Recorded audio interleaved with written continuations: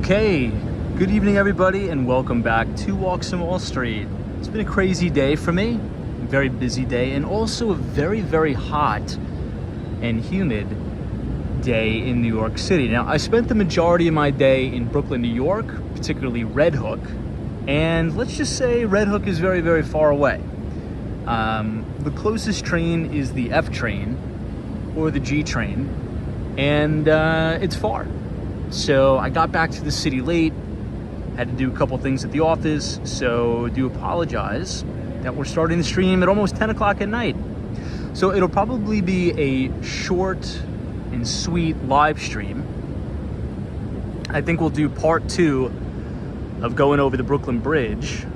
We are near Wall Street. We are pretty much adjacent to the New York Stock Exchange, and you have the beautiful 9/11 memorial lights on tonight. So I think we'll do this. We'll keep it short and sweet tonight. We'll do a lap around the 9/11 memorial site, and then we will head over to the Brooklyn Bridge, and hopefully we'll be able to cross the entire thing and go over to the Dumbo Brooklyn side. So hopefully everybody had a fantastic Wednesday. It's already the middle of the week. It's been a short week, been a crazy week. But we do have some news actually in New York City as it relates to Airbnb. So we'll talk about that. There's gonna be some big changes, and I think this impacts tourists, particularly tourists who are trying to save money by coming to New York City. Now, I'm sure many of you either live in New York or you visited New York in the past. And we all know hotels are crazy expensive. So to sort of offset some of that cost, a lot of the times people stay in Airbnbs, particularly for longer stays, right? Maybe 2 weeks or more, people tend to stay at Airbnbs. Big change. We've essentially outlawed Airbnb in the city, but hosts can still essentially list their apartments for rent on Airbnb, but they have to be there when their tenants are there. Now, for the vast majority of the listings, I would say, now I don't have any data on this, but I would just say for the vast majority of the listings out there, that is not the case. Very rarely, or I should say very seldom, are the owners home. A lot of times, New Yorkers will have pied-à-terres in New York City. There's a lot of snowbirds that spend 6 months out of the year in South Florida, particularly in Miami, Palm Beach, Fort Lauderdale, and the like. And when they're there, they tend to, let's just say, rent out their apartments or their studios or one bedrooms or their flats on Airbnb. What's gonna happen? Is that gonna change? We'll talk about it tonight on Walks to Wall Street. So guys, I will go ahead and put down the camera. I'll close up the laptop, and then I will say hello to everybody in the chat. But once again, hopefully everybody is staying cool, and hopefully your week is doing phenomenal. Give me one moment.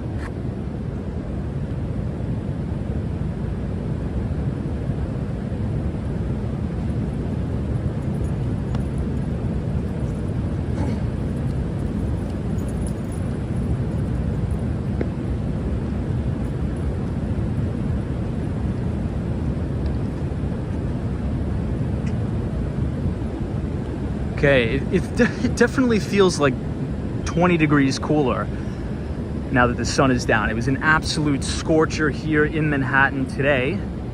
Let's see who we have in the chat. Good to see everybody. Hey, Randy is here. Says, what's up, dude? Brian, Mitch, Horatio. Oh my God, Horatio Snipes, man. Long time no see. God bless. Thanks for joining. British Gray from Tampa, Florida is here as always. Hopefully all is well in your neck of the woods.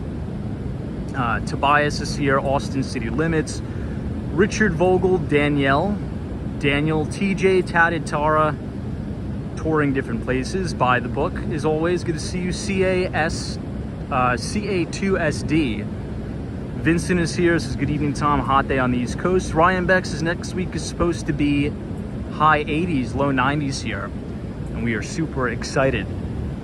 Yeah, it's interesting because you know, September's supposed to be like the welcoming in of the beginning of fall. But this September is turning out to be well, at least the start of the September is turning out to be hotter than August. It was a scorcher today. Check this out. This is the Wall Street. I kind of like all the buildings down here. Lots of architectural diversity here in Lower Manhattan. And there we have it. The beautiful 9/11 memorial floodlights. So let's get started on this walk. It's going to be a little bit of a relaxed walk tonight. It's been a crazy day. So I think we'll just sort of unwind and hang out. Hey, Action Kids, it's hotter in New York than Miami. Oh my God. Action Kid. And don't get me wrong, I love the heat and humidity. I would take a day like today over the frigid, the cold, the egregious, the horrible, freezing frigid winters we have in New York. I'd take today all day, every day. Looks like they have a viewing party of the US Open. This is actually really cool. You know, they also have this at the Hudson Yards. Let's check this out. Looks like people are having a big viewing party, the US Open. But, I mean, people think that Florida, particularly South Florida, is hot and humid during the summer. I mean, today was even a stretch for me. It was wild. This is really cool. Now, in the backdrop here, this is the Federal Reserve right here in Lower Manhattan. Our good friend, Fed Chair Jerome Powell. But inside the, I believe this is JP Morgan Chase. They have a tennis showing, which is awesome. It's so cool. You only have things like this in New York City. It's almost 10 o'clock at night, and you have the whole community out here watching tennis. It's one of the things I love about New York. It's fantastic. Wow, Michael Joseph's New Jersey schools have early release tomorrow. Is that due to the heat? Or is that unrelated? I'm really digging this. I think this is really cool. Hey, FredX is here from Alaska. Good to see you, FredX. Jesus is here. Welcome. Hey, Nakos, welcome. Good to see you. So I think we'll jump right into the topic as we are here outside the diabolical Federal Reserve, where the majority of the world's gold is actually stored, many, many stories underground. If anybody's ever seen the movie Money Monster, I'm not a big movie guy, but right on the corner of Liberty and Nassau Street, right here, if you look up the movie Money Monster, this is the scene where George Clooney was, you know, standing with the suicide vest on right here. I actually was watching that live as they were filming that. And then you have the Federal Reserve Police. Yeah, the Federal Reserve has their own police force. I think that tells you everything you need to know. But we have some changes, and I think it's appropriate to talk about because a lot of viewers who tune into Walks in Wall Street, a lot of them are tourists. A lot of people are thinking about moving to the city. And I think the new rule about Airbnbs and short-term rentals could potentially impact a lot of people. Now, it's not totally banned, it's not totally outlawed, but there's going to be some significant changes. From my understanding, the rule is the following. Let's say if you own a studio apartment in Manhattan and you want to rent it out on Airbnb. You really can no longer do that because you need to also be present at your property while you have your guest. And I personally know a lot of people who split their time, not necessarily in South Florida, but a lot. But some people split their time between Manhattan and Denver, Manhattan and LA, and they have studio apartments, which they rent out on a short-term basis on Airbnb when they're not using it. They're no longer allowed to do that now due to the new law and regulation that was just passed. Now, here's my take on it. I think I'll just say additionally as we sort of walk down Broadway here, this is another beautiful building. Look at the architecture here. That's an awesome shot with the 9/11 floodlights in the back too. Now, for each violation, I believe the fines are about $5,000, which is crazy, right? So if you are caught illegally posting your apartment on Airbnb that you are also not residing in, you could face up to a $5,000 fine, which is pretty significant. I totally disagree with this ruling, and I know a lot of people actually agree with it. I tend to disagree, and I will give you my point of view, but I'd also like to know your point of view in the chat. But first, if you look all the way down Broadway here, that is the Chrysler Building, all the way in the distance. And as we walk through the famous park here, which is actually where the Occupy Wall Street protesters started their whole rally, we're going to be able to see really good views of the World Trade Center. Now, I think that the situation with Airbnb in Manhattan, in some circumstances, it has been abused. I will agree with that. However, there are some people in this city, as we've been covering over the past, almost 2 years now, the cost of living in Manhattan is absolutely egregious. It's out of hand. So much so that the average rent on the island of Manhattan is over $5,000. So the average rent on the island of Manhattan is $5,000. So many people actually use Airbnb as a way to subsidize their lifestyle and sort of help them out to pay the bills. I personally know some seniors that are doing this. They own their apartments, but obviously they still have to pay the property taxes. And if they're living on a fixed income and they only get Social Security to live off of, well, short-term rentals, maybe renting out a spare bedroom or something like that really helps. So I think this logic by the city is kind of like the kindergarten logic, right? Where just because there was a few bad actors, so to speak, it sort of ruins the party for everybody else. Additionally, I'd like to say, I truly believe that if you own a piece of property, you should be able to have full autonomous control of what you really do with that property. Now, if you're in a co-op, that's a little bit of a different story. You have to play by the house rules. But chances are, if you buy into a co-op, you've had to agree to the house rules before you've even purchased it, right?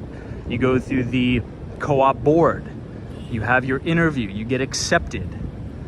So I don't know. I also think the hotel lobby in New York City had a lot to do with this. This is Ladder Company 10, Engine 10, the FDNY.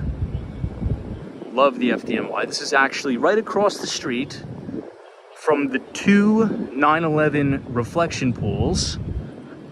And check that out. Amazing view of the One World Trade Center. Absolutely gorgeous. But here's the thing. Hotels don't like competition. And they've obviously been lobbying politicians like crazy to kill their competitor, which just so happens to be Airbnb. The problem is that hurts the consumer. A lot of people want to travel and visit New York City, and they want to do so on a budget. Chances are, if you've ever visited New York City before and you've stayed in a halfway decent hotel, you're looking at $300 a night and up. That's if you want to stay somewhere that's not infested with roaches and, is a safe place and it's nice. You're looking at like $300 a night and up. So the problem here that I see is New York City is really becoming a place that it's a luxury to visit. And I don't think it should be that way. I think everybody should be able to afford to come to the city. And one of the ways that we could allow that is by allowing competition. If we snuff out all the competition just because we have these big hotel lobbies, well, then you essentially have a monopoly of simply, well, guess what? Hotels. So, I don't know. Any thoughts there? Here's one of my favorite parts of the 9/11 memorial here You have this, I think this is bronze. It's beautiful. Hey, Renee B, good to see you. Nina says, wow, Tom, exactly what I was thinking. Big Pockets voted for this rule. Yeah, I think it had to do with a lot of lobbying, if you had to ask me. Gonzalo says, so you could no longer rent out your entire place. That is correct. You have to be present. You have to be present in the property in order to utilize Airbnb. And if you're not and somebody finds out, it could be a $5,000 fine. But, you know, sort of as we said before, this is a really good shot of the floodlights here. This is really nice. We're gonna be able to see a better view as we go over the Brooklyn Bridge. But the problem is this, you know, there's a lot of people who travel for work. Maybe you are a visiting nurse or travel nurse and all types of things, right? And now with remote work and hybrid work environment, a lot of people like to travel for work. So if you own a studio apartment, I don't see anything wrong. I don't see anything wrong with, you know, being able to, you know, rent your place out on Airbnb. I think the law that you have to be there is kind of silly in my view, but we'll see. Hey, Michael Joseph says, if you live in New York City, you should be able to rent for a certain amount of time. Yeah, walking Minnesota is a tough situation because you want accessibility for visitors, but with the shortage in housing, I see why they would want to prioritize having these apartments available for residences. Interesting point. Interesting point. Bryant B says, hey, Tom Hawk, would you say right now is a good time to buy a house, new property or used? Well, it depends on where you are. I will say this, if you're a first-time home buyer in this particular market, and I think if you look at the environment we're in, there's a very, very high probability and high likelihood, particularly in markets such as Austin, Texas, a lot of the markets that have been very, very overheated. I think you're gonna see prices come down over the next 18 months. And we've sort of talked about this before, right? The reason why you very, very seldom see immediate price action change in the real estate market is due to liquidity.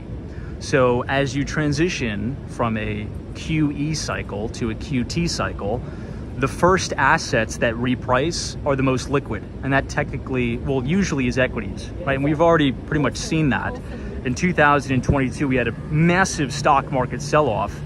Equities corrected significantly. There's still some that are at really, really depressed valuations. But housing is less liquid. So generally speaking, the cost of capital, as your cost of capital goes up, real estate valuations will go down because less people can afford to make the payments. So it depends on what market you're in, but if you're a first-time home buyer, in those specific markets that have been really overheated, like Austin, Texas, also where they've been building a lot of homes, I think you're gonna see prices come down a little bit and ease, if we can use history as our guide. We'll quickly show this. I always like to sort of film these faces here. These are the New York's bravest who unfortunately lost their lives on 9/11. I think they did a fantastic job with the memorial here.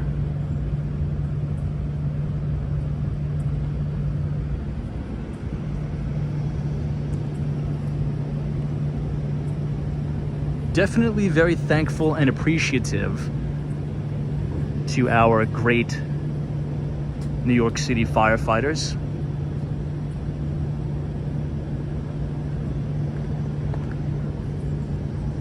Let's walk a little bit down by the Oculus here.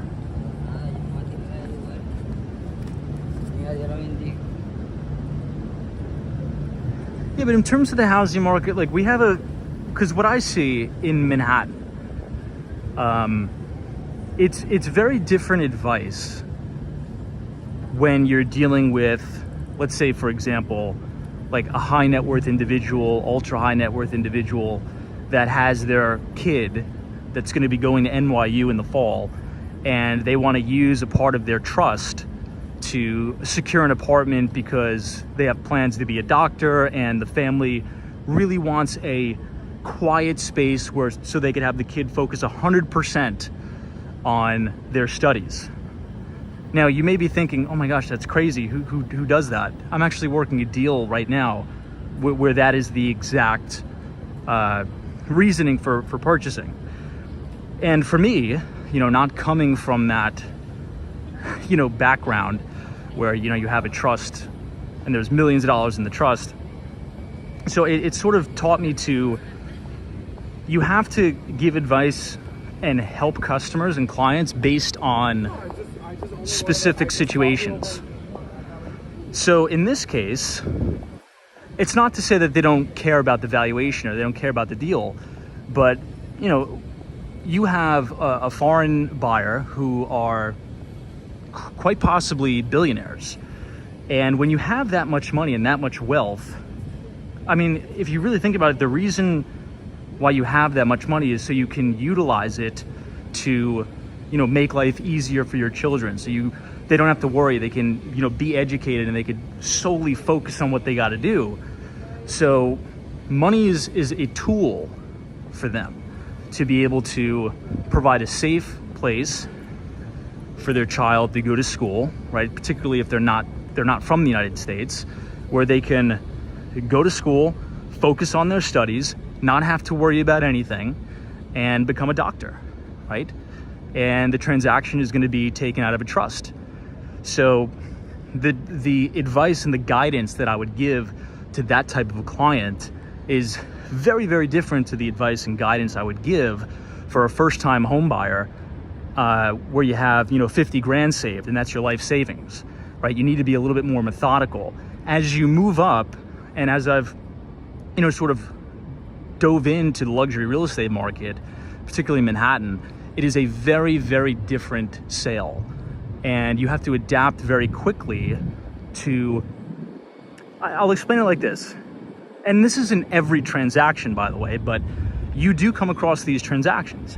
The higher up in the the chopping block you go, it more becomes less about nickel and diming and negotiating hard on every deal, to white glove service, providing the absolute most premium white glove service you can for the client, like where they don't have to lift a finger. Like, you get everything set up for them, you're talking to the lawyers, you're getting like everything to a T, and you need to be on it, and you got to be 24/7 365 around the clock providing that service, right?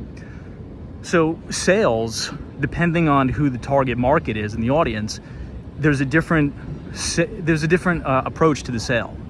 And that's actually something I'm learning now, because I've sort of gone into this from a frame of mind of, is the property gonna cash flow on day one? How could we, go in and get like a wedge deal, purchase property just under market value, maybe put a little bit of work into it.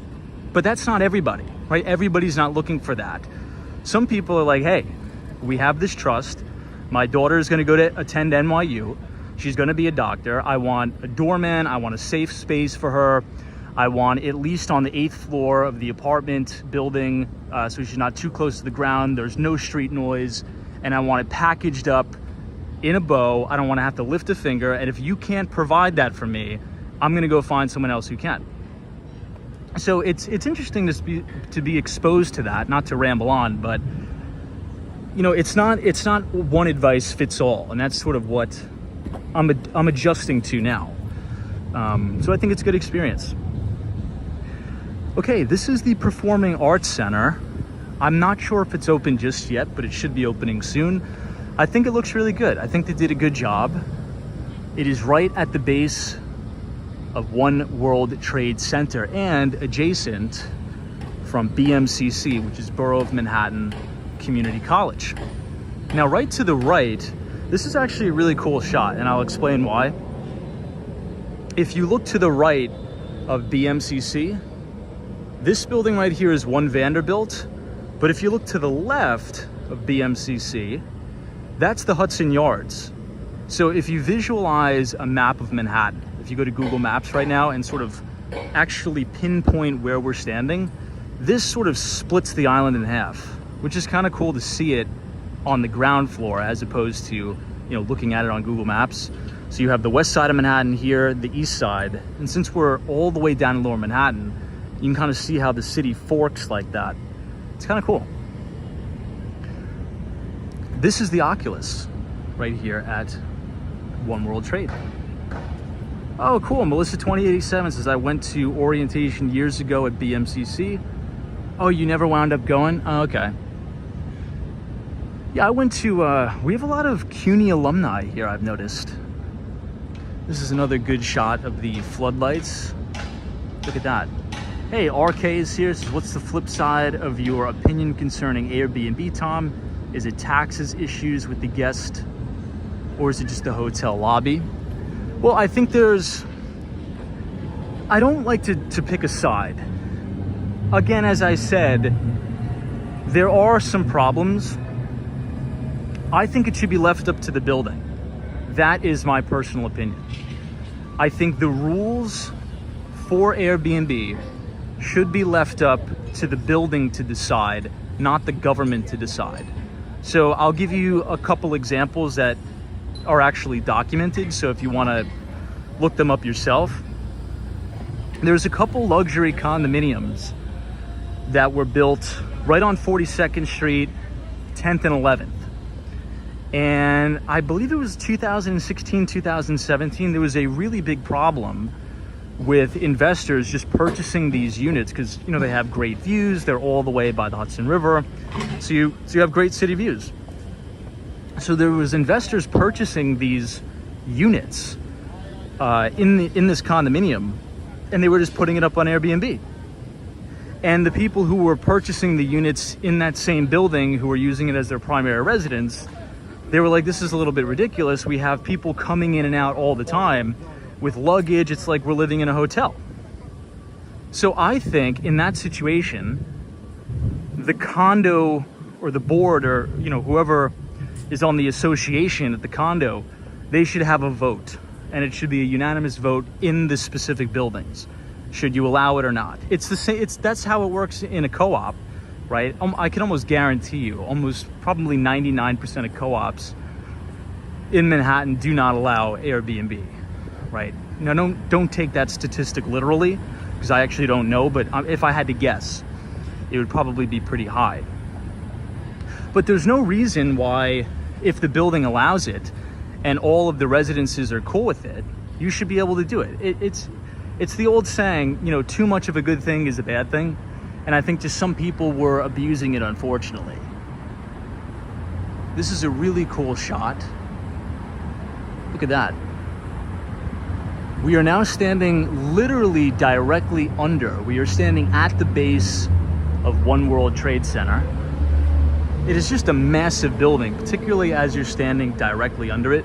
You can see One World Trade right here. You have all of the turning doors.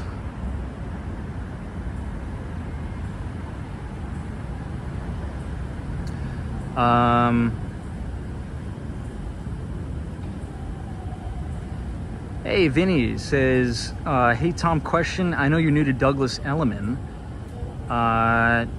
I think you're how long have you been an agent in general, and what made you get in? Well, there's a few things. Oh, I think they're closing the park.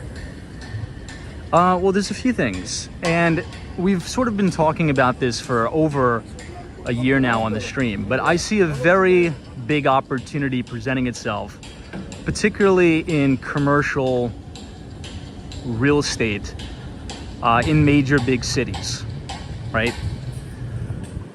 We'll just quickly do a quick preface as to why. Well, if you look at commercial office specifically, there's a lot of outstanding debt on these buildings that are going to need to be refinanced. Now, when they come up for refinancing, well, guess what? Rates, we're in a completely different rate environment. Additionally to that, you have some of the highest vacancy rates in Manhattan's history. So at a time where you have revenues, right, or your income statement is going down, you have your expenses going up. I believe you're going to see a lot of buildings go into foreclosure, and that is going to create big opportunity for investors to come in, purchase these buildings, maybe get additional permits to build condominiums either on top or do conversions. So the team, the real estate team I work with, or for, I should say, is sort of the main reason why I went with this team. The Kirsten Jordan team at Douglas Elliman. Kirsten Jordan is one of the top producers in all of Manhattan luxury real estate sales. Her husband is a very prominent and notable real estate developer from Italy who owns a boutique real estate investment / private equity firm, where I will also be coming on board as an analyst, where I will be able to have exposure to these deals, and hopefully, you know, as I build my business, maybe I could be an equity partner in some of these deals and either develop buildings that we could then turn around and sell on the sell side. And I feel like the stars are aligning for that, right? It's a turn of a business cycle. We've gone from 12 years of extremely low interest rates, right, to very high interest rates. And I think that's going to catch a lot of people off guard, not only from a residential sales standpoint, because you're going to have what I believe is a culling in the industry. And again, this is just my opinion. It doesn't mean I'm right. I could be totally wrong, but you take calculated risk and you take a bet. And here's my bet. I think you're going to have a big culling out of the industry because it's been very easy for many residential salespeople, right? So I think the easy money is gone. Sales transactions are going to dry up, and real estate sales is a commission-only business. You don't have a salary. So it is of my view that a lot of agents are going to be doing something else in the next 12 months. So the opportunity presents itself if you can really dig your feet into the ground when times are tough. If you have a very strong, balance of capital where you can ride out that downturn in the market while doing deals where you can pick up real estate that may be in foreclosure. I mean, some of these properties, I think you're going to be able to get really good properties in Manhattan, particularly commercial office and retail, at like fire sale prices. So that is the reason why I've transitioned from, tech sales, which I've done my entire life, now taking the opportunity here. Now, this doesn't mean I'm right. I just want to make that clear. This does not mean I'm right. This could be a total miss and a total failure. But in life, right, and in capitalism, free markets in America, you take calculated risks.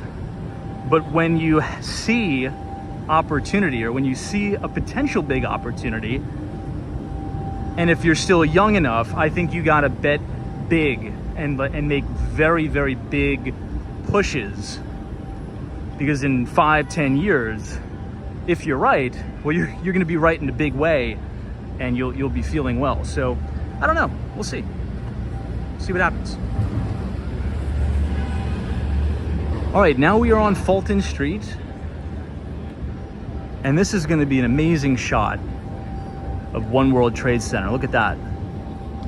That's amazing.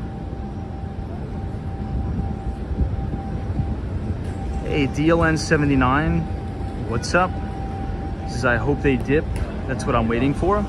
It's interesting because I think residential will hold up better than commercial in specific places. I think New York residential real estate's going to hold up much better than commercial. That's my bet.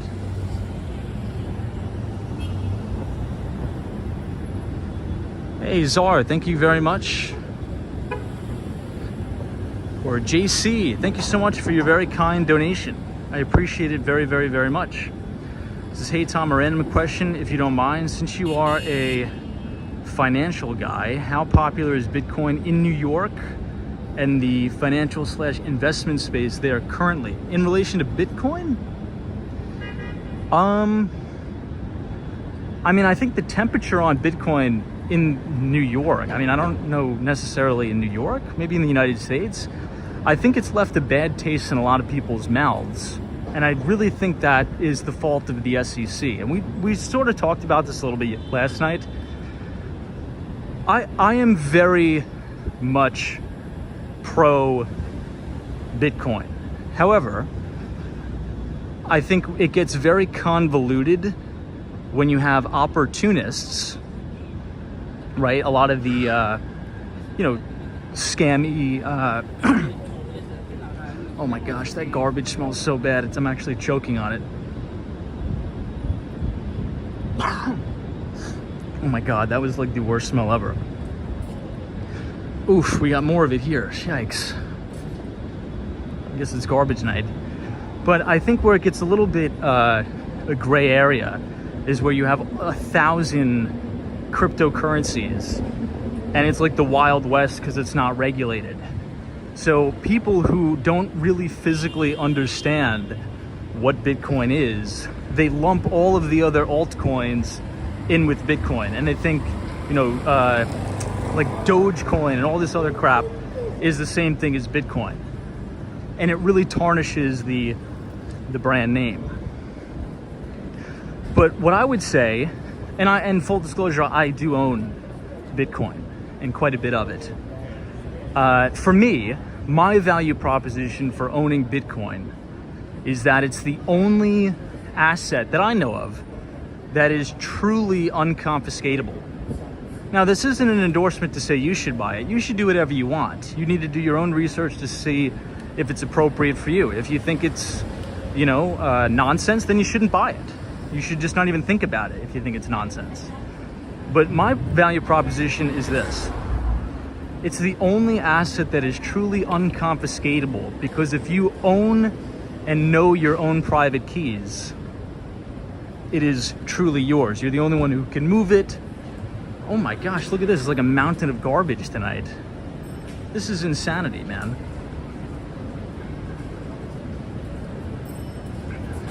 I think this is some of the most record levels of garbage we've seen on the stream. Oh my gosh, yeah, Tone Vase.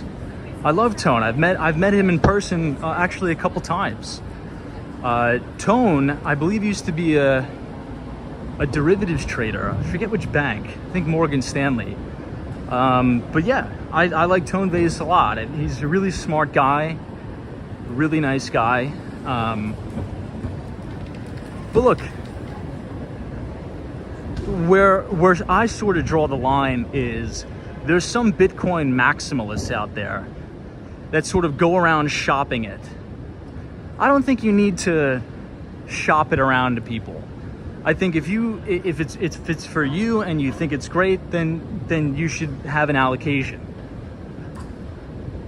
But yeah, hopefully that answers your question. I don't know. I mean, what do you think? Now, this is 130 William. Check that out. This is one of my favorite buildings in the city.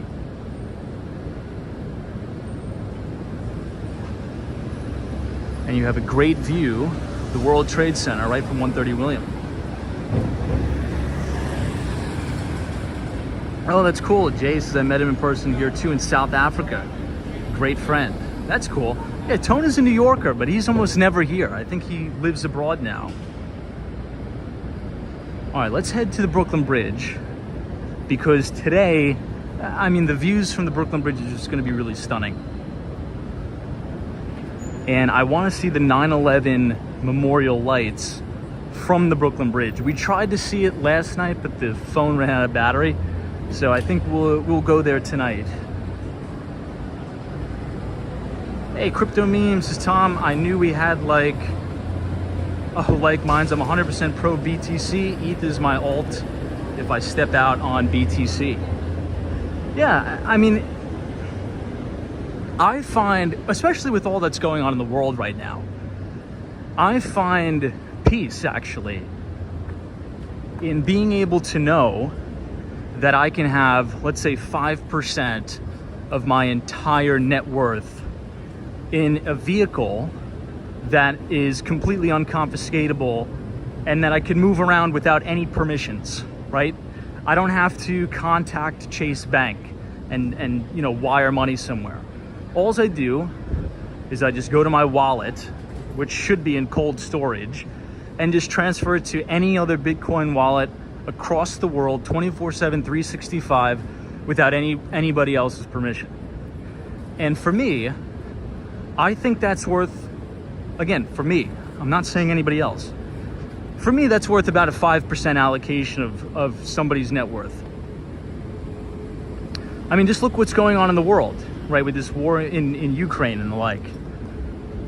All of the assets being seized from people all over the world. Now, I won't comment on if I agree or disagree with it, but to be able to really have an allocation that you can only control and move and own, that I find, you know, you can sort of sleep well at night. I'm not necessarily looking to make money on the deal, but if I can preserve that purchasing power over time, right? Maybe it acts like a digital gold where it'll keep up with the pace of inflation. I think that's a good deal. You know, you could store your value, it'll maintain its purchasing power over time, and it's totally unconfiscatable. And if you're wrong, right, and let's say if my bet is totally wrong and I'm off, well, then I only lose 5% of my allocation, right? So the risk reward there on a risk adjusted basis, I think is great. I don't think there's possibly any better risk reward in my view. Hey, Colton Manning, what's up? Says, hey, Tom in chat. Sounds like a good combo tonight. Yeah, we're taking it easy tonight because we started so late, about an hour late. So we're gonna check out some of the views from the Brooklyn Bridge. Maybe see Olympia Dumbo. Hey, Alex is here. Says, Tom, what do you think of those websites that allow you to buy partial shares of single family? I think you should stay away from that entirely, in my view. Now again, everything that I have an opinion on is just that, an opinion. Doesn't mean I'm right, doesn't mean I'm wrong. But I think all of that is gonna, and a lot of it already is starting to blow up here. I also think the fractional ownership of, well, actually, let me think about if I could say this. Screw it. Has anybody heard of that company that allows you to buy fractional ownership in like art pieces and like other rare stuff? Has anybody ever seen those advertisements on YouTube and things like that? For like, oh, you can have fractional ownership in like a Mona Lisa. Anybody seen that? Ah, yeah, Masterworks. Well, I'm not gonna say anything because I don't want a lawsuit, but you won't find me anywhere near that thing. Let's just say that. But I won't say any more. So this is City Hall to our left, and to the right, here it is, the on-ramp to the Brooklyn Bridge. Actually looks like there's some traffic on there tonight. It's gonna be a beautiful night for it. We have almost a full battery here, and let's go all the way to Dumbo, Brooklyn tonight. We might as well do it before the fall and the winter, because I can guarantee you in the fall, we will not be not be walking across the Brooklyn Bridge in the winter. Hey, out and about, what's up? Good to see you. Thanks for joining us.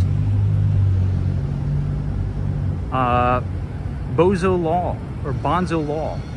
This is Eins has fractional art stuff. Yeah, I don't know. I don't know anything about that. I don't know.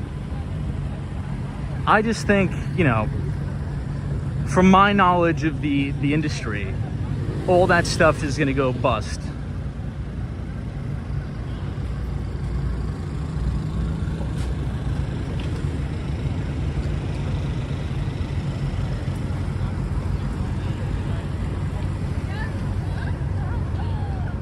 Okay, we are now going on the on-ramp to the Brooklyn Bridge. This is the pedestrian path. And the city actually did something really great. You can see this no bicycle sign. There's now a dedicated bike lane on the Brooklyn Bridge. So it is totally segmented from pedestrians and cyclists, which is very good.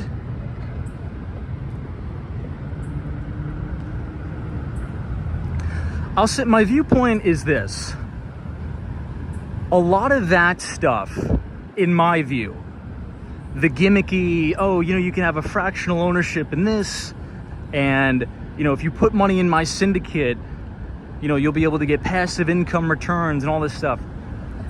It's a marketing ploy that is mainly targeted at lower income individuals from lower socioeconomic statuses. And I think it's very predatory. And the reason why I have such a problem with it is because generally those people are very vulnerable. And if you've ever been in a financially vulnerable position in your life, you tend to be very desperate and you look for these pie in the sky, you know, Hail Mary investments that, oh, if I just buy this, I'll strike it rich. It's one of the main reasons why I can't stand the lottery. And I actually think the lottery should be totally banned. You know, the New York State lottery is just a tax on poor people. It is. I mean, I see it every day. I mean, you see these people that are living in poverty and they're at the 7-Eleven all day playing scratch-offs. And the state of New York runs that whole racketeering scheme. So when you have these like gimmicky investments to say, oh, if you just invest in this syndicate and pay me, you know, 2% management fees, you're gonna get 20% return a year. It doesn't exist. I mean, anybody who's, you know, really worked in the financial business or worked on Wall Street or who manages real money will tell you the S&P 500 generally returns about 8 to 10% a year. And the vast majority of the best investors in the world, okay, the best people to ever do it in the world have a very, very difficult time beating the market.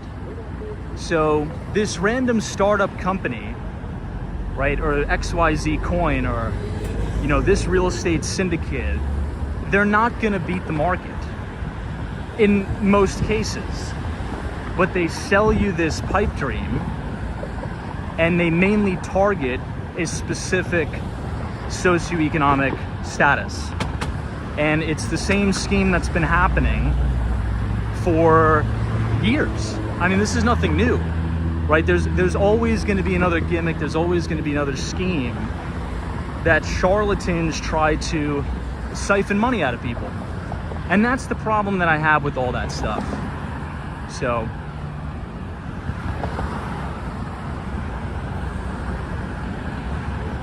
I mean, look, this is what I would think about, right? The market, I mean, just look around. The United States economy is so massive and it's so big and there's so much opportunity out there. You don't need to hand your money over to, you know, some XYZ guru when you could just purchase shares in America's greatest companies for free, right? It doesn't cost anything. And over time, right, history has proven and history has shown corporate profits in America, great American companies, grow their earnings by 8% a year. So if you just take a portion of your income and invest it into America's greatest companies from when you're very, very young, it's going to compound out into a ton of money over time. Everybody in this chat is a participant in the economy.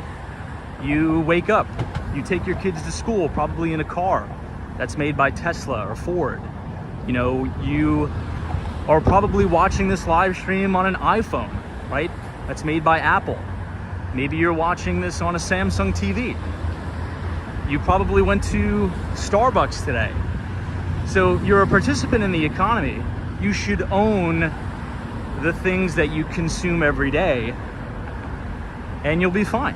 And there's a free and easy way to do that by just buying the S&P 500. Now, if you are a actively managed fund manager, that is totally fine as well.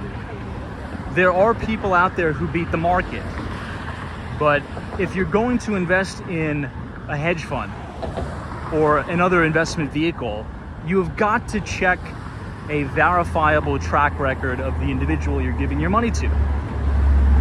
Every single real hedge fund on earth has to provide a verifiable track record, and they're registered. So don't just give your money to a random XYZ person. And if you want to manage money yourself, that's perfectly fine, do it. You can buy shares of individual companies. But the main point is, when you're buying those shares of individual companies, it's free. You're not paying a management fee on that, which is great. All right, everybody, look at this. This is an amazing view of the Brooklyn Bridge. And all the way in the distance, you can see the beautiful Manhattan Bridge. Now, as we turn around here, the view is going to continue to get better and better and better the further we walk down the bridge. This is 130 William, where we were just standing. This is 8 Spruce Street. And right here is the World Trade Center. Pretty cool.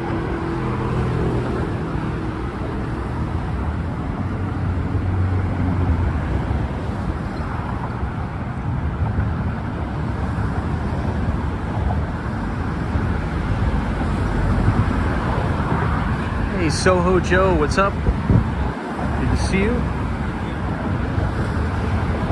I see Dutchman says greetings, Tom. Welcome, Dutchman. Joan K is here. What's up? Hey, Action Kid, good to see you. Thanks so much for joining. I know. You know, Action Kid says casinos are another tax on vulnerable individuals. I think I told you guys this story, but I was at an event and I met an executive at one of the largest and most successful gambling companies in the history of the world, called Genting. I'm sure you've heard of the company, Genting. And the guy says to me, he's like, I forget exactly what he said. I don't want to screw it up, but he said, the best way, no, he said, working at a casino is the best way to understand why you should never gamble. And this was an executive at Genting said this to me. He's like, the best way to understand why you should never gamble, or he said, working at a casino is the best way to understand why you should never gamble. It's kind of crazy. Because again, the majority of people who go to a casino, they just have a good time. They gamble, they have fun with their friends, everything's fine. But there's a portion of people who will gamble their entire life savings away, and they get addicted to it. It's a serious thing, and they destroy their life, which is horrible. That's why I'm always against that. Another beautiful shot of Lower Manhattan. Hey, Jay Grant, what's up? Good to see you. Big task at hand. His question, what do you think about the new ruling with Airbnbs in New York City? Well, that's what we were talking about tonight. That was one of the main topics for tonight's live stream. And yeah, I think it's going to change things up, but I also think it's going to punish some hardworking New Yorkers that use Airbnb in the appropriate way as a way to supplement their income, right? So I think an outright ban to say that you need to be on the property in order to do Airbnb, I think it's a little silly.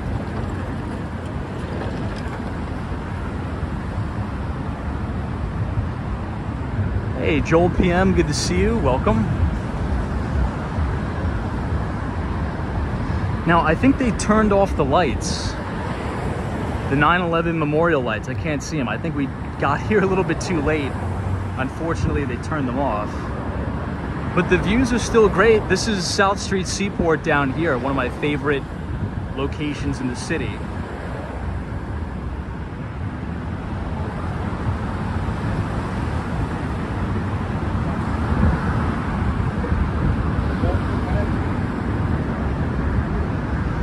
Hey, the Irish Toker is here. Welcome to the top of the Brooklyn Bridge. It's a beautiful night in Manhattan, but it is so humid tonight. It's crazy. I have to point out this building here. So we are now looking at the Manhattan Bridge. Now, the big building that you see directly in front of you is called One Manhattan Square. And One Manhattan Square is one of Extel's newest developments.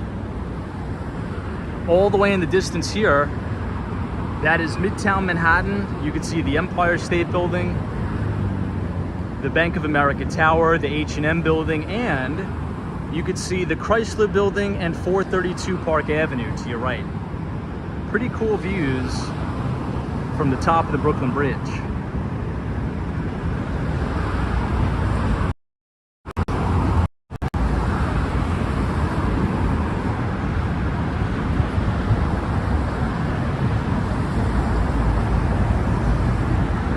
Hey, resident of the Abyss says, what does the plaque say on the Brooklyn Bridge? We'll check it out. I think this is my favorite shot of the Brooklyn Bridge. This is like the most iconic shot right here. The main arches.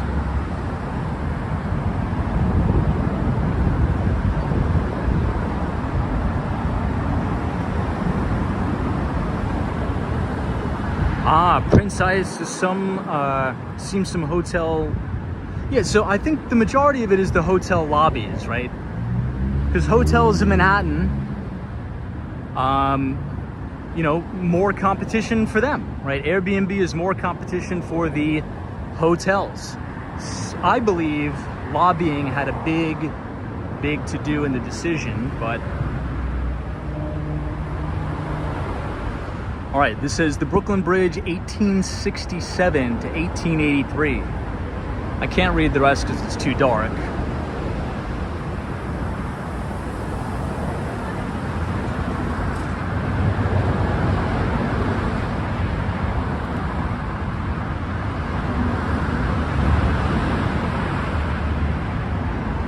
Now, all the way in the distance, that is the Hudson Yards. Excuse me, that's the Hudson Yards.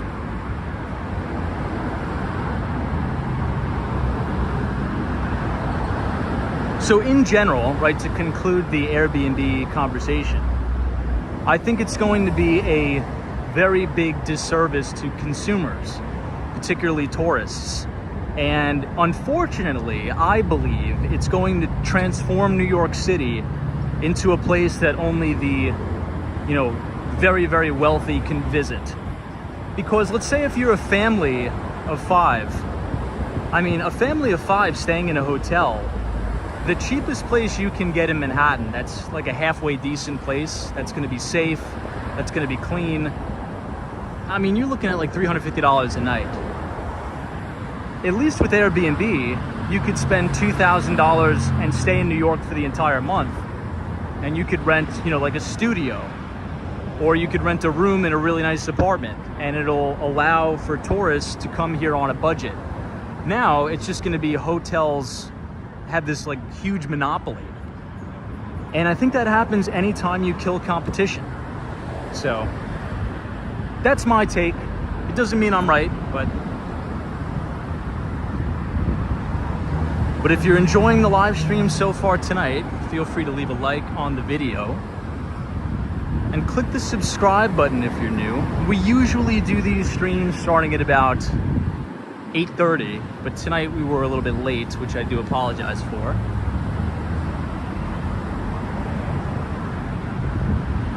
Yeah, Bonzo Law says tourists might start looking to stay in New Jersey more. That's a good point. I mean, maybe we could look this up live. Somebody look up, you know, how much it would cost to spend a weekend in Manhattan, you know, staying in a hotel on the island of Manhattan. I could probably bet you that if it's a halfway decent hotel, it's going to be $350 a night and up. And I think that's just ridiculous in my view. Hey, Hawaii says, Tom, they need to do something about hotels raising prices. It seems a little bit ridiculous. I think what's going on, it's a good point, but I think hotels are trying to make up for lost revenues during the pandemic, because they really took it on the chin during the pandemic. And now that we've had such a strong recovery, I mean, hotel room rates are crazy. It's wild, particularly at some of the 5-star hotels. You're looking at, you know, $1,000 a night and more. Hey, JM is here. RP says, Tom, the Marriott Marquise in Times Square is $500 a night, and that's a mediocre hotel. Yeah, that is a mediocre hotel. In my opinion, it is. $500 a night. I mean, think about that.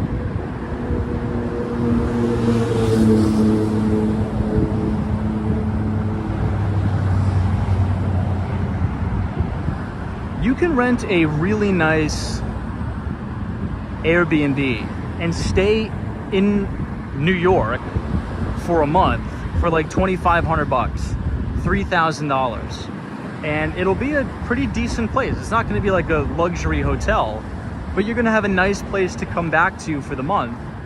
And chances are you're probably going to be staying where somebody, you know, may have needed to move out for another job and they still have a couple months left on the lease. Or they're snowbirds, where they spend 6 months out of the year in New York and 6 months out of the year somewhere warmer. So Michael Joseph says, Tom, I remember staying at the Essex House. That's a really nice hotel. I love the Essex House. For only $250 a night about 20 years ago. Wow. Now, how much is the Essex House right now? I would guess maybe $550 for the cheapest room at the Essex House. Hey, Action Kids, is Tom $1,500 for a Jersey City Airbnb this weekend? Wow, Friday checkout Monday, 1-bedroom suite for $1,500.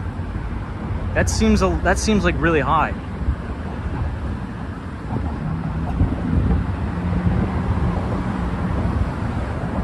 Well, it's probably a really nice place with a really good view. Speaking of really good views, check this out. Hey, Lee says, Tom, Airbnb rentals generate $372 million in tourist taxes for Florida. In 2022, the company says New York will follow suit.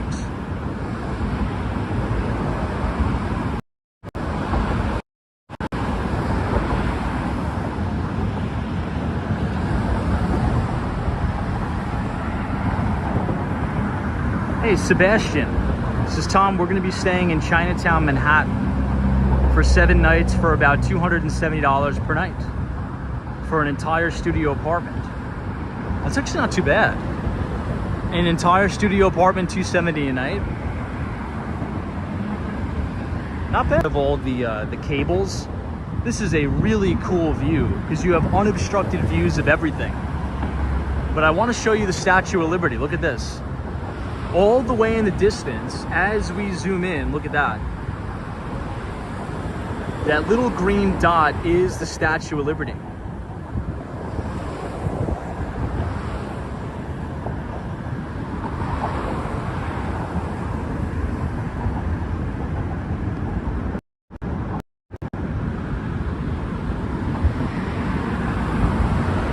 Hey, Patricia says, Tom, where are you getting these prices from? Well, I'm just ballparking. I would guess the Essex House is maybe $650 a night, but that's a 5-star hotel on Central Park South. I know for a fact the Park Hyatt, which is a 5-star hotel at $157, that's around $1,000 a night. But there are some Airbnbs where you could stay for a month in Manhattan. You could rent a room and it'll be around $2,500.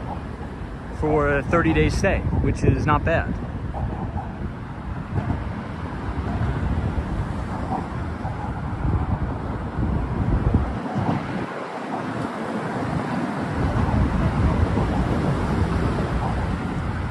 Wow, Connie says, Tom, the first time I stayed in New York City was at the West Side YMCA, and it was $105 a night, and that was in 2008.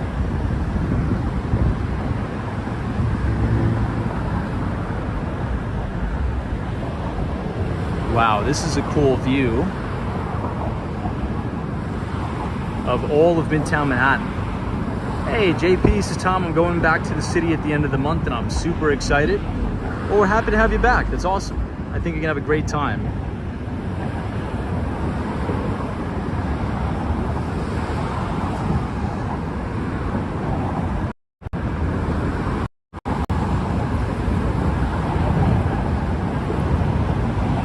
Hey, Sherry Williams says, Tom, I stayed at the Millennium Times Square in 2020 for 3 weeks. It's now $437 per night for the same room. When I stayed, it was about $125. I believe that. I mean, during the pandemic, there was a mini flash crash in New York City across the board, not only for hotels, but also apartments. I mean, I rented an apartment on Central Park South for like $2,000. I swear, that's not a joke. It was a studio apartment on Central Park South during like the thick of the pandemic, with all of the utilities and everything. It was like $2,000. That same one is, I mean, with the Central Park view, I mean, that's like a $3,500 to $4,000 a month apartment now.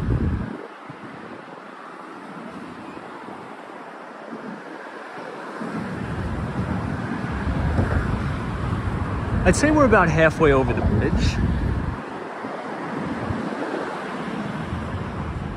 I love how the city lights are hitting against the water.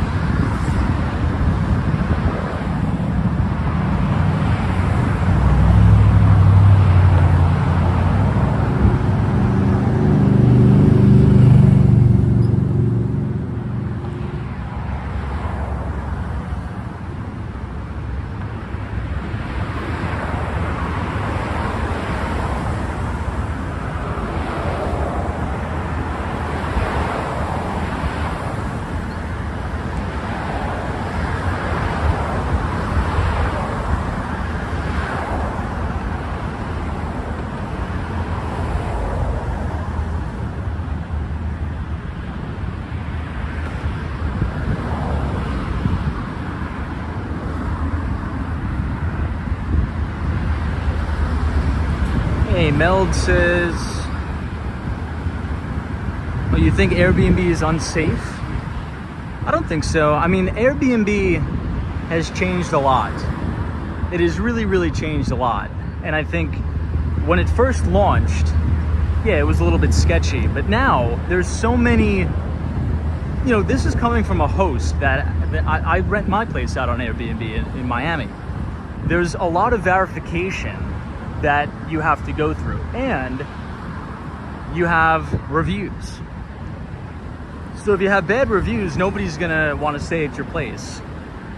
And trust me, the critics are very, very aggressive. And if you're a host, you have to verify your identity, you have to upload your photo ID. So it's not like you're gonna be staying at, you know, a random Joe Schmo's house. It's pretty secure.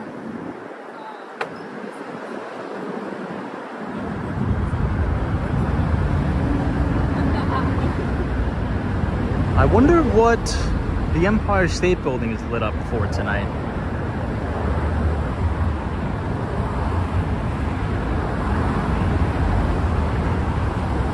Hey, Train Watch, what's up?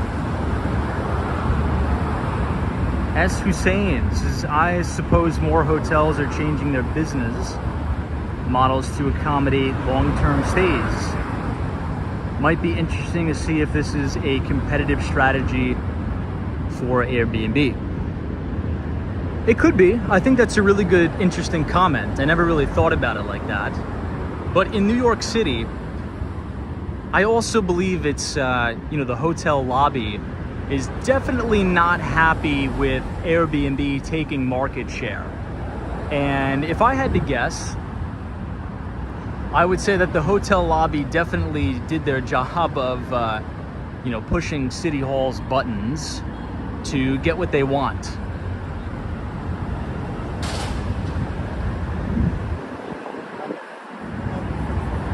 All right, we are officially crossing over to the Brooklyn side.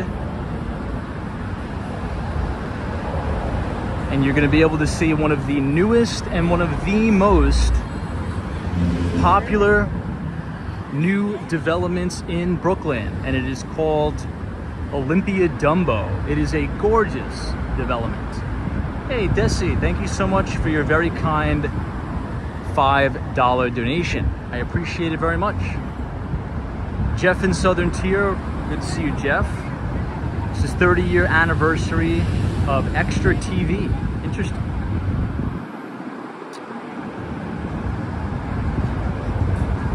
Goat says, hey Tom, I joined late. Is it worth it to do Airbnb in Miami? It all depends on the deal, right? Every deal is different. A lot of people, I wouldn't say a lot, but there are some throughout this cycle that have extended themselves very, very aggressively, buying multiple properties solely to do an Airbnb business. I think you could get in trouble doing that because markets go through cycles, and the pandemic spurred a bunch of travel, a bunch of growth because everybody was working remote. Things have died down a little bit, so revenues aren't going to be what they once were.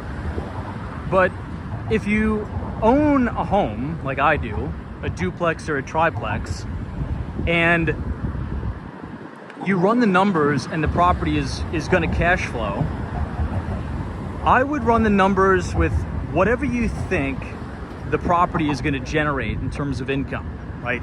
So let's just use even numbers as an example. And we'll use small numbers just so we can work with it. If you think your property is going to generate $2,000 worth of income, if that's what the market rate is, if that's what you think it could rent for, I would times that by 0.25. And if you want to be really safe, I would times it by 0.45 and deduct that amount off of your expected income. Because if you do that, that's going to build you a really nice buffer. So in the event of an economic downturn, let's say if the economy goes south, unemployment spikes, and rents come down, well, you've already built your buffer into the deal. A big rookie mistake that a lot of real estate investors make is they always run the numbers and build their financial models with the current going market rent. Now, is that technically the right thing to do? Yeah, it technically is. But we live in a very volatile world. We go through economic expansions, we go through recessions, we go through depressions, we go through economic booms. And you want to make sure that your deal can weather all the economic storms, because there will be economic storms. Okay, there may be literal storms if you're thinking about Miami. There may be a Category 5 hurricane that blows your roof off, and you need to be able to have the funds to cover that. So never, ever, ever underwrite a deal where you're living on the razor's edge just because you want to get a deal done. That is a good way to lose tons of money in the real estate business. You want to make sure you get a good deal, okay? And you want to take your time in doing this. There's a house and deals on every street corner in America. I mean, look at this. There's literally property all around you. It's not going anywhere. So make sure you underwrite the deal correctly and don't overextend yourself, don't over leverage, and never, in my opinion, never use floating rate debt, especially on big deals, particularly big multifamily deals. There's been, and I won't name any names, but there's been many real estate syndicates that got very greedy in 2021 buying 300, 500 unit deals with floating rate debt. Well, guess what? Back in 2021, yeah, sure. Money was 3%. Money's not 3% anymore, pal. And if you need to refinance that debt, well, guess what? Your deal is blown up and it's gonna go back to the bank. So do not do that. Hey, thank you so much for your very kind $10 donation. Micah, I apologize if I'm pronouncing your name wrong, but I really do appreciate your support, and thank you so much for your donation.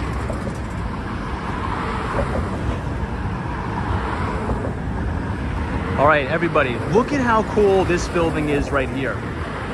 This is Olympia Dumbo. This is one of the most exclusive and newest developments in Brooklyn, New York.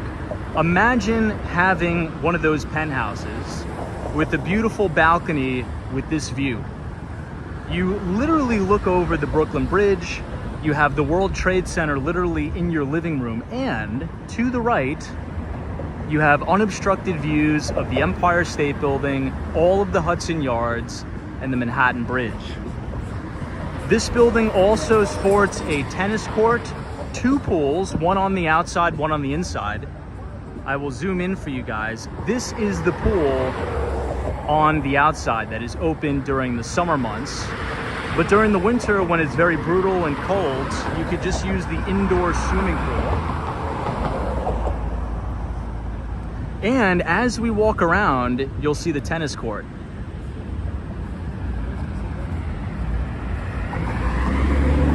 I actually had the pleasure of touring this building about 3 or 4 weeks ago, and I was so impressed with Olympia Dumbo, but I was more impressed with the sales team.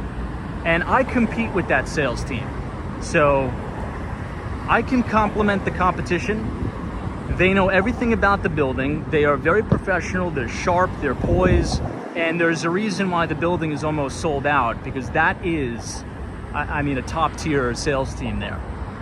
They run a very tight ship. You can see the kids' playground on the roof.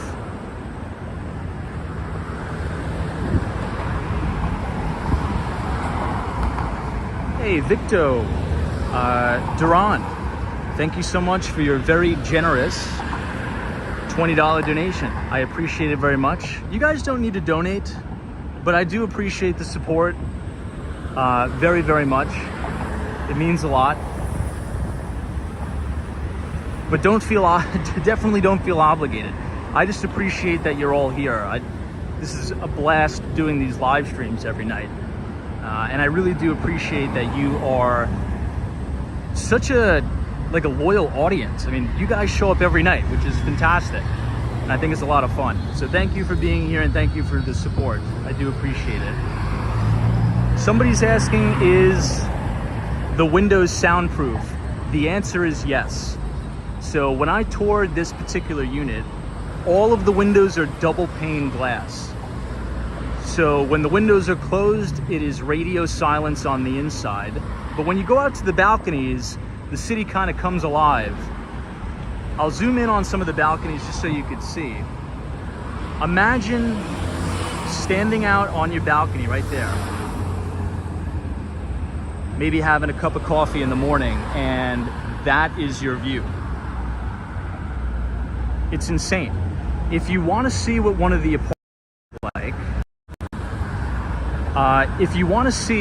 apartments look like, in Olympia Dumbo, if you click the link in the description, it should take you to my Instagram page.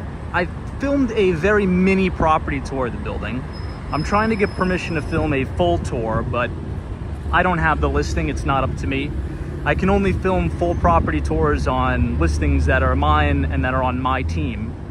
Or not my team, but the Kirsten Jordan team, the team that I'm on. But I think that would be a cool building to highlight. So stay tuned. Wow, look at all that traffic that is backed up coming back from Manhattan to Brooklyn. Big traffic jam here.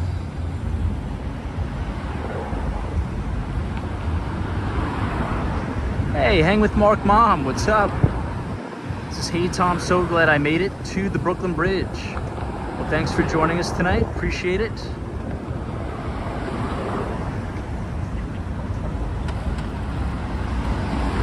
Mike C, not anymore. I got out of the business after a very good career. Very good career there.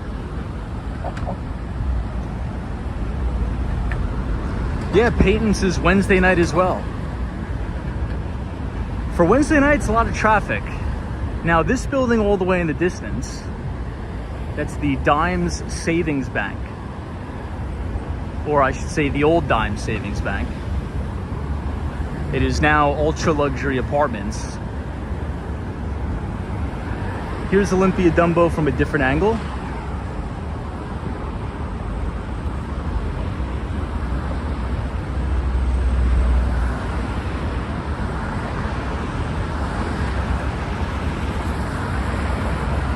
You'll notice the curvature of the building. The developer did that for a very specific reason, and it's to resemble a sail on a sailboat. So the interiors of all of the units in Olympia Dumbo represent a nautical sort of vibe. They want you to feel like you're at sea, and it kind of does. It feels like you're sailing directly towards the island of Manhattan. It's a very unique building. And it's one of the best selling buildings in Brooklyn right now.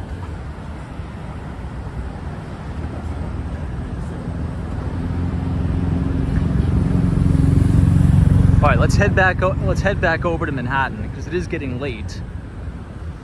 I have to remember we started the stream at almost 10 o'clock at night, so it's probably almost midnight now. Hey, Hang with Mark, this is Tom. Here in Orlando, Florida, real estate prices are coming down. Been noticing a lot of residential home reductions due to low client interest now. Yeah, I think you're 100% right. And I think we're going to continue to see that.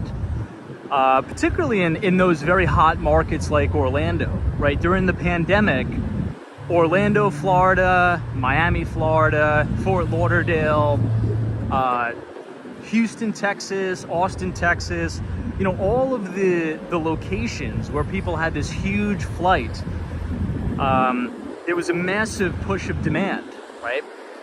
And now that money is very expensive, I think you're going to see prices come down. It's always the same in every cycle. Now, do I think there's going to be a crash? I don't. But prices are going to, you know, come back down to reality, I believe. Hey, Ukrainian Royal, what's up? Just going to bed soon, Tom. Have a good night. You have a fantastic night as well. Hopefully it's not as hot where you are in upstate New York. Here it is scorching hot. You know, in some parts of Miami where I live, check this out. There are still 3-bedroom, 1-bathroom homes trading for $450,000. Before the pandemic, those were $250,000 homes. It's absolutely wild what has happened. So, look, in every cycle, when you go from quantitative easing to quantitative tightening, as the cost of money goes up, which is interest rates, the way everybody should think about interest rates is just the cost of money. It's the cost of capital, what you pay for the money. The more liquid the product, the more liquidity the market has, the faster it is, or I should say the higher the sensitivity it is to rates in the short term, right? That's why when the Fed started to raise interest rates, you had this huge sell-off in the equity market throughout 2022. And now the market's recovered some. But in real estate, there's a lag time because the market's less liquid. So it takes time for prices to adjust. And here's how the cycle goes. And we've actually been following it line item by line item almost every single month since this tightening cycle happened. Number one, sales transactions go down, and very significantly. We know this because we've been following the National Association of Realtors existing home sales and the National Association of Home Builders new home sales. And transactions have been declining every single month for the past year. That means the market's in a stalemate, and there needs to be something that gets the market turning again. So if sellers want to get a deal done and sell their properties, well, they need to bring their prices down to where buyer demand is. And right now, a $450,000 house in 2021, where you could put 20% down and then get a mortgage at 3%, your monthly payment was roughly right around $2,000. That same house today, a $450,000 house at 7.5% money, I mean, your monthly payment's gonna be over $4,000. Nobody's gonna be able to pay that. So naturally, the valuations will probably come down. You'll probably have, a 10, maybe 20% haircut and a little bit of softening in the market, and then transaction volumes will start to pick up again. And I think that's a good thing, right? Everybody, particularly the financial media, paints that out to be, some sort of horrible thing. Prices come down, right? God forbid somebody could afford to buy a home. Like, oh my God, that's so terrible. The middle class can afford homes. Oh my gosh, what a tragedy. This is so bad. It's markets, right? And it's cycles. So I think everything will be fine if valuations come down a little bit.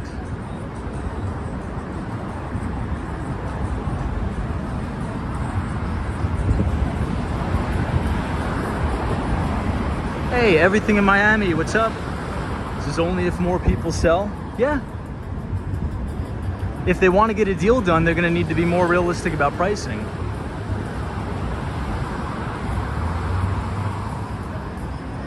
Hey, RK says, when do you think the cycle will hit? Early 24 or later? The 7.3% is crazy. Well, from the data we have out now, properties are sitting on the market for significantly longer amounts of time than before. I believe some markets will be impacted more than others. And those markets that I believe will be impacted more in terms of price declines will be markets with more inventory coming on the market from new builds. The problem in New York City is that we very, very seldom build new product here. So there needs to be something that happens, right? There needs to be a catalyst. However, in other markets like Austin, Texas, where they actually do build new product, some parts of Florida, like Orlando, on the outskirts of Orlando, where they do build new product, well, if you want to move that new product, you're going to need to lower prices. And I think that could potentially be a catalyst in and of itself, because if you're a builder right now, if you're a developer and you've taken on a construction loan at 10%, you cannot afford to sit with those properties at 10% money. That is very, very expensive for you. So if you want to move that product to pay off your construction loan, well, there's going to need to be a repricing in the marketplace. So does it mean it has to happen? No. But that's sort of what I think is going to happen. And it's already starting to happen. Now, don't get that confused with the market crash. I don't think you're going to see a big market crash, but you will see prices come down. I mean, rates are 7.5%. Things are going to ease a little bit. It's been like that in every cycle in history.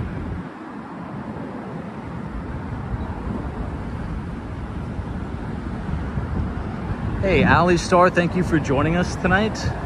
I know it's late. I apologize. Hey, Shan says there is a supply issue here in Canada. I know, particularly in like Toronto, right? How much is like a starter home in Toronto, Canada? $1 million bucks.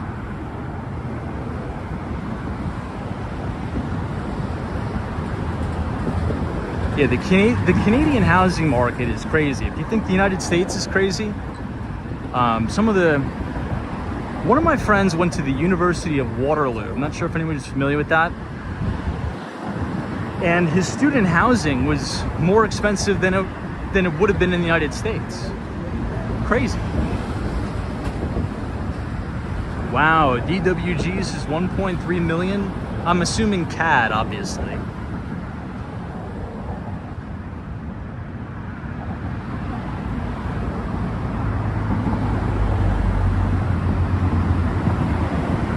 Hey, Patriots NFL 1 says, the Brooklyn Bridge always had this walking path? Yeah. Yep.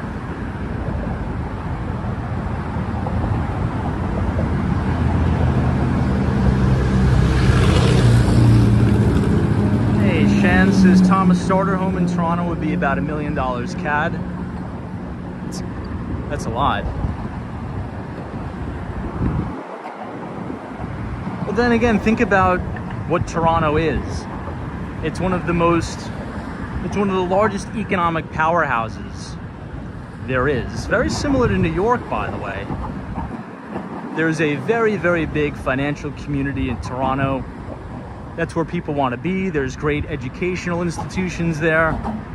So in general, I mean, basic supply and demand. People want to go where there's opportunity, and there's opportunity in big cities. There's opportunity right here in New York, and there's opportunity in Toronto, Canada, right? High wages, very high salaries, lots of things to do, great education, great infrastructure, very good public transportation too. Toronto has great public transportation. That's a big plus.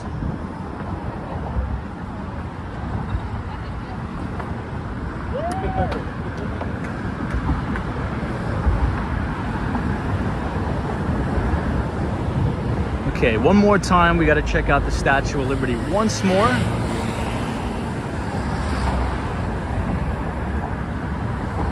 Richard says, bro, I would like you to do a mega tour crossing the 2 bridges on foot. When you do, let me know in advance so I could watch the tour. Thank you. I will do that, I promise you that. Before the summer ends, we will do a mega tour crossing not only the Brooklyn Bridge, but the Manhattan Bridge.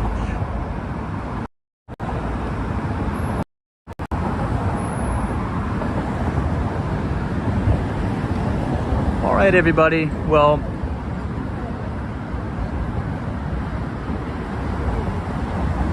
I think we'll call it a night. Again, we started late, so I think we'll end a little bit early just so I don't get home at like 1 o'clock in the morning. But I think this was a really fun stream. We had a lot of different ideas that were shared. I learned a lot. We had a good conversation about the housing market. We had a good conversation about the new Airbnb laws that are happening in New York City. And I appreciate everybody's input. I think this was a great conversation tonight and a great way to end a Wednesday in the greatest city in the world. So thanks for the participation. I learned a lot tonight. There's always a bull market somewhere. You just need to know where to look. Subscribe to the channel if you're new, and I will see all of you right back here live at 8:30 p.m. tomorrow. Since we did the Brooklyn Bridge tonight, maybe tomorrow night we will be walking the Manhattan Bridge, looking at the Brooklyn Bridge for a little bit of a different view. So RBC, thank you so much. Resident of the Abyss, Joan K, Irish Toker, Ali Star, everything in Miami, thank you so much for joining. Crypto Meme, out and about says Little Island. I think that's a good idea too. Western Mass Dave, appreciate it. Hawaii, Marcy M, Aloha S, buy the book. All right, guys, take care, be safe, and we will see you all tomorrow.